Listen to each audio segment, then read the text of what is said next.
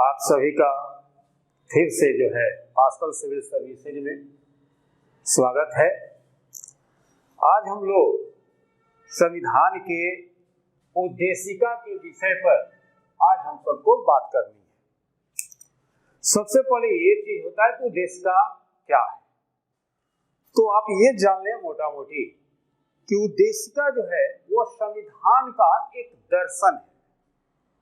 उद्देशिका जो है संविधान का एक आईना है। उद्देशिका जो है वह संविधान को दिखाने का एक रास्ता है। और इस पर आप देखेंगे कि ये जो है हम लोग प्रस्तावना पढ़ने के पहले एक छोटी सी बात हम लोग कर लेते हैं। जैसे आप लोग एक बेरूबारी मामला का नाम सुने होंगे। बेरूबारी मामला में सुप्रीम कोर्ट से पूछा गया था कि उद्देशिका क्या है, तो सुप्रीम कोर्ट ने कहा था कि जब किसी भी व्यक्ति को संविधान समझ में नहीं आए तो वह उद्देशिका पढ़ ले, संविधान उसको समझ में आ जाएगा। इसीलिए कहा जाता है कि संविधान का उद्देशिका दर्पण होता है, यह एक दर्शन है।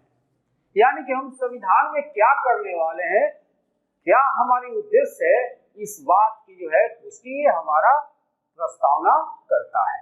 प्रस्तावना को ही उद्देशिका कहा जाता है।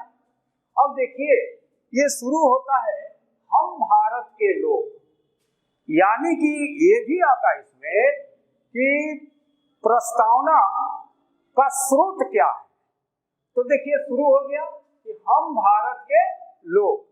या देखिएगा क्वेश्चन कई बार पूछा गया है कि संविधान में जो प्रस्तावना है या संविधान जो है उसका स्रोत क्या है, उसका स्रोत हम भारत के लोग हैं। अब इसमें जो है कुछ शब्द है जिस शब्द को हम लोग को जानना अति आवश्यक है। जैसे कि हम भारत के लोग भारत को एक संपूर्ण प्रभुत्व संपन्न, यानी कि एक चीज देख लीजिए, संपूर्ण प्रभुत्व संपन्न, यानी कि हम पूर्ण रूप से, चाहे वो बाहरी तौर पे हो चाहे वो आंतरिक तौर पर हो, हम जो है स्वतंत्र हैं। हमारे ऊपर किसी का न दबाव है न किसी का शासन है। हम लोग यह पूर्ण रूप से स्वतंत्र हैं। इसका मतलब है संपूर्ण प्रभुत्व संपन्न हम देश हैं। उसके बाद इसमें है समाजवादी, पंथ निरपेक्ष, लोकतंत्रात्मक गणराज्य।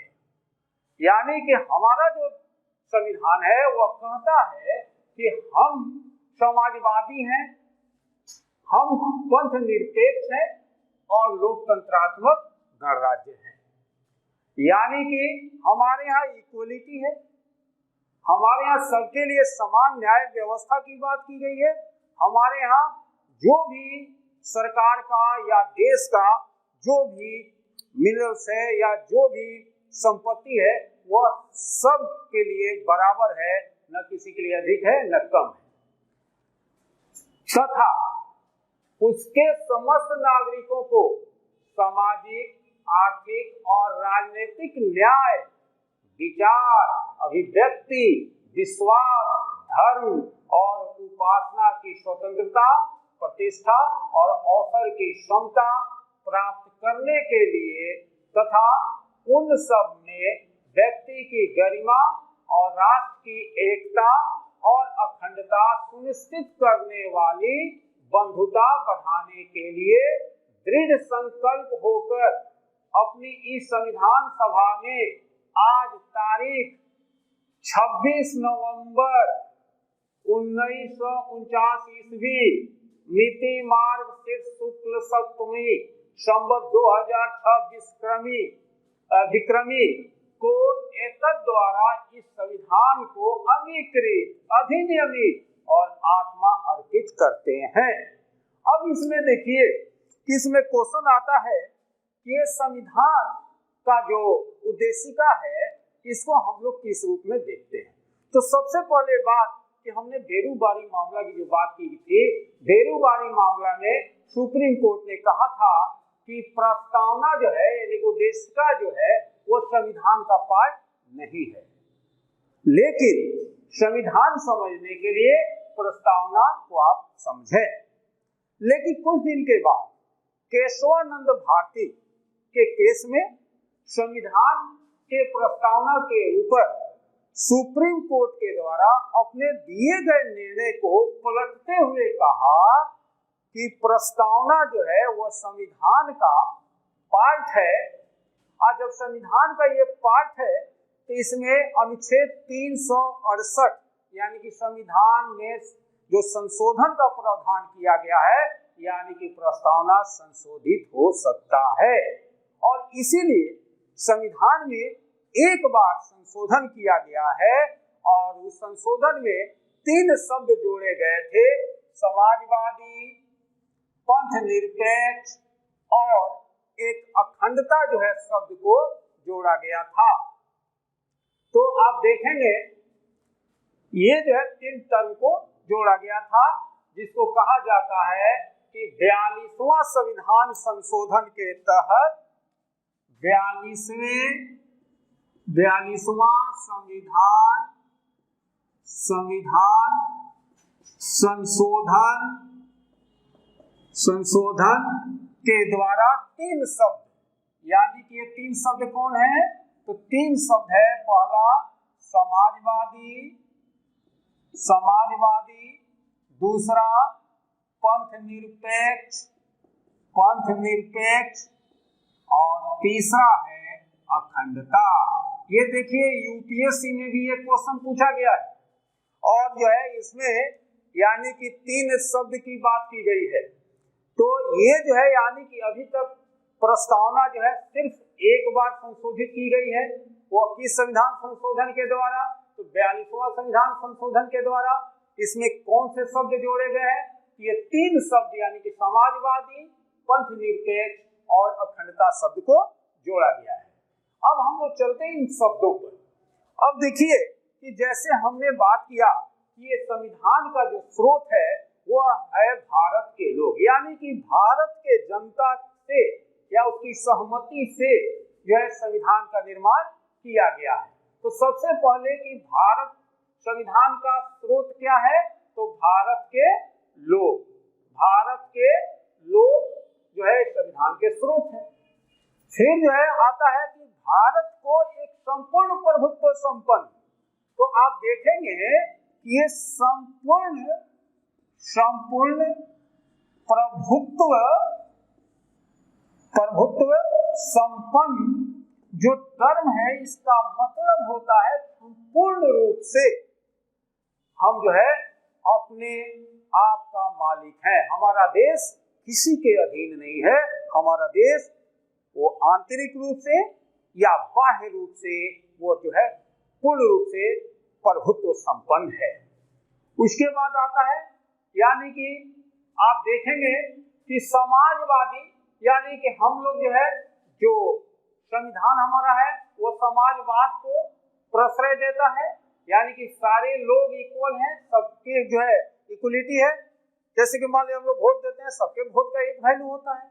उसी तरह जितने भी रिसोर्सेज हैं भारत में उस सब लोगों के बीच जो है एक बराबर जो है उस पर अधिकार होता है, इसी को समाजवाद कहा गया।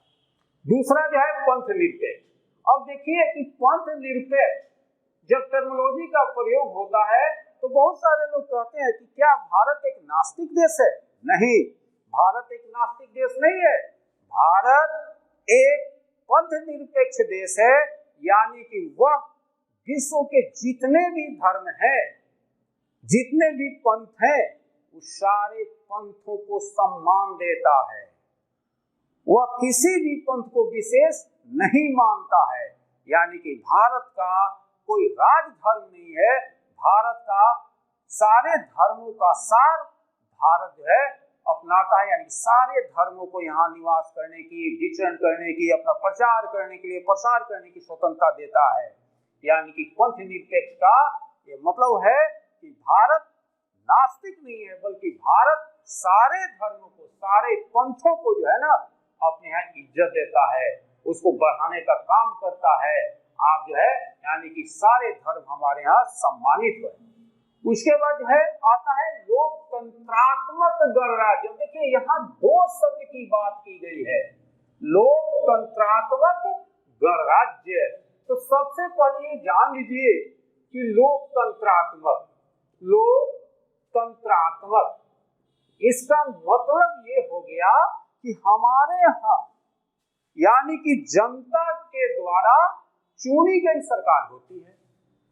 यानी कि लोकतंत्र में आप देखेंगे कि दो तरह से हमारे यहाँ जो चुनाव की बात की गई है, एक किया गया है प्रत्यक्ष रूप से और एक बोला गया है अप्रत्यक्ष रूप से। अब इसमें आपको जो है लोकतंत्र यानी कि सरकार जो बनती है वह जनता के द्वारा चुनकर बनती है, चाहे वो प्रत्यक्ष रूप से हो चाहे वो अप्रत्यक्ष रूप से हो। जैसे लोकसभा, आप जानते हैं कि लोकसभा के सदस्यों के बहुमत के आधार पर भारत में जो है सरकार की चुनाव की जाती है। तो लोकसभा के जितने भी सदस्य होते हैं उनकी चुनाव जनता डायरेक्ट ईवीएम मशीन पर जाती है और जाके देखते हैं वहाँ एक मशीन रहता है जिसके कि दाबा जाता है तो लाल बत्ती या टिक कहता है, तो टिक कह दिया यानी कि आपने वोट दे दिया।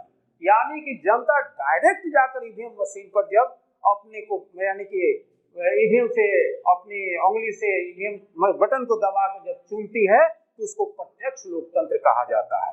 और अप्रत्यक्ष यानी कि राष्ट्रपति उपराष्ट्रपति का जो चुनाव होता है वो अप्रत्यक्ष रूप से होता है, क्योंकि हमारे द्वारा चुने गए प्रतिनिधि यानी कि हम जो लोकसभा राज्यों के विधानसभा में भेजते हैं, फिर जो है राज्यसभा में इन सदस्यों के द्वारा यानी कि हमारे चुने गए प्रतिनिधि, हमारे द्वारा चुने गए प्रतिनिधि के वोट से राष्ट्रपति का चुनाव होता है, इसीलिए इसको अप्रत्यक्ष कहा जाता है। तो लोकतंत्रात्मक आपने देख लिया। फिर इसमें एक शब्द है गणराज्य। अब देखिए कि गणराज्य का यहाँ पर आप ले सकते हैं कि ये गणराज्य का मतलब, जैसे कि इंग्लैंड देखिएगा कि लोकतांत्रिक देश है, लोकतंत्र है, लेकिन वो गणराज्य नहीं है, वहां राजतंत्र है, क्योंकि वहां का जो संवैधानिक प्रमुख होता है वह राजा और रानी होते हैं। जैसे कि अभी देखिए महारानी मरी है तो उनका बेटा जो है वहां का राजा बन गया। लेकिन हमारे यहाँ क्या ऐसा है संवैधानिक प्रमुख के साथ? हमारे यहाँ संवैधानिक प्रमुख का चुनाव यानी कि संवैधानिक प्रमुख वो है जिनको राष्ट्रपति कहा जाता है, उनकी चुनाव जनता के द्वारा अप्रत्यक्ष रूप से की जाती है और उनका भी टर्म होता है 5 साल। 5 साल के बाद फिर उनको अगर आना है तो इलेक्शन लड़ना पड़ेगा, चुनाव लड़ना पड़ेगा, तब वो जो है आकर फिर से शासन करेंगे। ये नहीं है कि जो राष्ट्रपति हैं उनका जो है बेटा, उनके बाद उनका बेटा राष्ट्रपति बन जाए, नहीं होगा, उसको चुनाव लड़ना पड़ेगा। यानी कि भारत का जो संवैधानिक प्रमुख है वो जनता के द्वारा चुना गया है, इसीलिए इसको गणराज्य कहा जाता है। और इसमें जो है आप देखेंगे कि हमारे राष्ट्रपति को अगर हम लोग 5 साल के लिए चुनकर भेजते हैं अप्रत्यक्ष रूप से, अगर वो राष्ट्रपति संविधान का अतिक्रमण करने लगे तो हमारे संविधान में वो आर्टिकल है 61, वो 61 आर्टिकल आप तो जानते हैं, जिसको कि आप महाभियोग के नाम से जानते हैं, बस उनको महाभियोग आ जाए। ये भी आपको पता है कि महाभियोग संसद के 2 सदन है, दोनों सदन किसी भी सदन में पहले लाया जा सकता है और वहां पर जो है महाभियोग लगाकर उनको हटा दिया जाए। तो हमारे यहाँ गणराज्य है यानी कि जो संवैधानिक प्रमुख है वो जो है जनता के द्वारा इनडायरेक्ट यानी अप्रत्यक्ष रूप से चुना जाता है, इसीलिए हमारे यहाँ गणराज्य की बात की गई है। उसके बाद जो है आप देखें कि हमारे यहाँ जो न्याय की बात की गई है, यानी कि न्याय में देखिए सामाजिक, आर्थिक और राजनीतिक, सामाजिक, आर्थिक और राजनीतिक, यानी कितने प्रकार की न्याय की बात की गई? 3 प्रकार की न्याय की बात की गई, सामाजिक, आर्थिक और राजनीतिक। अब देखिए सामाजिक न्याय क्या है, आर्थिक न्याय क्या है और राजनीतिक न्याय क्या है। एकदम छोटी सी भाषा में आप समझ सकते हैं। हमारा देश आप देखते हैं कि आज भी आप लोग सुनते होंगे कि हाँ गरीबों के लिए ये करना वो करना, यानी कि हम लोग कहीं ना कहीं जातिगत भेदभाव में थे। कुछ ऐसी जातियां थी जो कि कुछ जातियों के नीचे उनको रहना पड़ता था। जो उच्च जात के लोग थे उन्हें थोड़ा सा ज्यादा क्या बोलते हैं कि अधिकार मिले हुए थे सरकार की तरफ से। नहीं, ऐसे ही पहले से ये सब चला आ रहा था। तो इसको खत्म करने के लिए, यानी कि समाज में जितने लोग हैं भारत के लोग सब कोई बराबर है, किसी को यहाँ विशेष जो है अधिकार नहीं दिया गया है। यानी कि जो भेदभाव जो होता था, जैसे कि आर्टिकल 17 में आप देखेंगे कि छुआछूत के उन्मूलन के लिए बात की गई है, तो वही सामाजिक न्याय, यानी कि हमारे समाज में जो ऊंच नीच का जो भेदभाव था उसको खत्म करने की बात हमारा जो है प्रस्तावना करता है। यानी कि न्याय हमारे यहाँ 3 प्रकार, यानी पहले सामाजिक, उसके बाद आर्थिक, यानी कि देखिएगा कि हमारे देश में पहले राजा महाराजा हुआ करते थे, उसमें बहुत लोग गरीब होते थे। तो अब हमारा संविधान कहता है कि नहीं, अब इस देश में कोई राजा महाराजा नहीं होगा, यानी कि सब में इक्वलिटी लाई जाएगी।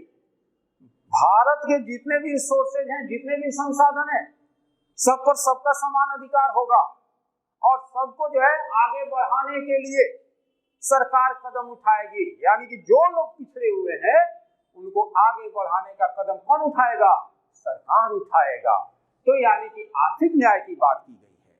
और राजनीतिक न्याय, यानी कि आप देख रहे हैं जैसे कि अभी बहुत सारे सीट आप देखते होंगे कि जब चुनाव होता है तो देखते हैं कि रिजर्व रहता है।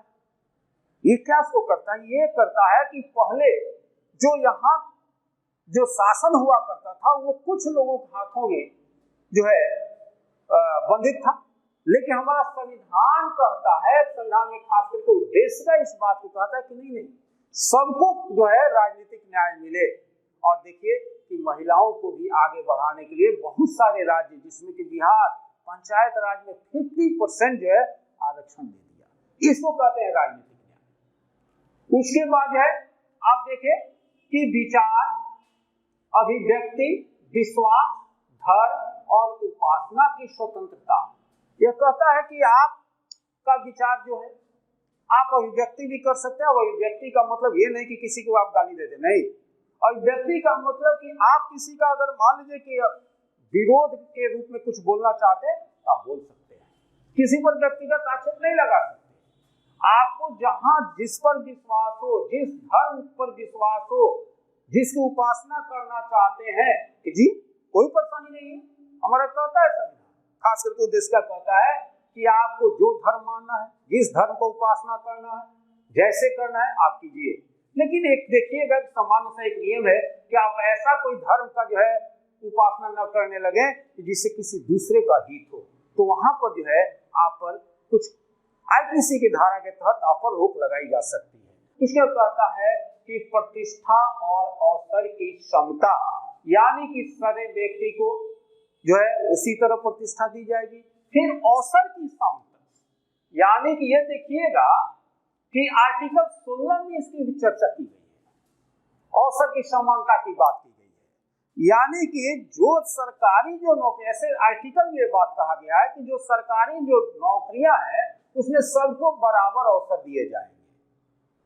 तो उसी बात ये कहता है कि सबको, यानी कि हमारा उद्देश्य कहता है कि सबको समान अवसर दिया जाएगा, ताकि उन सब में व्यक्ति की गरिमा और राष्ट्र की एकता और अखंडता बनी रहे, भाईचारा बनी रहे। और लास्ट में ये चीज कहता है कि ये सब देने के बाद हम दृढ़ संकल्प पूरे मजबूती के साथ अपने इस संविधान सभा में आज 26 नवंबर 1949 को संविधान को हम अपना रहे हैं, उसमें संविधान में आत्मा डाल रहे हैं, इसका जो है भारतीय करता है। अब जो है आप देखेंगे कि इसमें क्वेश्चन आता है कि बताएं कि भारतीय संविधान का स्रोत कौन है। तो हमने पहले बताया कि भारत की जनता। भारतीय संविधान में न्याय की जो है कितने तरह के न्याय की बात की गई है, तो 3 प्रकार की, सामाजिक, आर्थिक और राजनीतिक न्याय की बात की गई है। भारतीय संविधान में कितना बार संशोधन किया गया है? तो सिर्फ एक बार। और वो कौन से संविधान संशोधन के द्वारा? तो 42वां संविधान संशोधन के द्वारा। उसमें कितने शब्द जोड़े गए? तो 3 शब्द, समाजवादी, पथ निरपेक्ष और अखंडता। उसके बाद जो है आप देखेंगे कि हमारे जो है संविधान में न्याय के साथ विचार, अभिव्यक्ति, विश्वास, धर्म और उपासना की स्वतंत्रता, प्रतिष्ठा, अवसर की क्षमता प्राप्त करने के लिए तथा उन सब में व्यक्ति की गरिमा और राष्ट्र की एकता और अखंडता सुनिश्चित करने वाली बंधुता बढ़ाने के लिए ये जो बात उद्देशिका करता है। यानी कि आप देखेंगे कि जितना भी संविधान में ये बताया गया, ये उद्देशिका में एक जो क्वेश्चन आते हैं, आप देखेंगे कि लगभग यही इर्द गिर्द घूमते हुए क्वेश्चन आते हैं। और इस चीज को हम लोग थोड़ा सा डिटेल्स कर लिए। अब जो है बाकी हम लोग अगले क्लास में करेंगे, इसकी थोड़ा सा विशेषता हम लोग कर लेंगे। बहुत बहुत धन्यवाद।